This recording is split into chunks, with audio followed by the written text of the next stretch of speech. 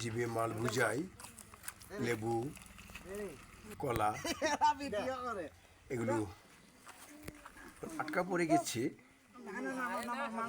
আপনারা দেখতে পাচ্ছেন পুলটা ভেঙে গাড়ি আটকা পড়ে গেছে, জিপটি এখন মালগুলো আনলোড করছে গাড়ি তোলার জন্য। এখান থেকে তারা নিয়ে যায় শ্রীমঙ্গল আড়তে, আড়ত থেকে বিভিন্ন স্থানে পৌঁছে যায় এই লেবুগুলো, কলা আর অনেক কিছু সবজি যেগুলো আপনি দেখতে পাচ্ছেন। এখন আনলোড করছে যেগুলো একটু তাড়াতাড়ি গাড়িটা তোলার জন্য।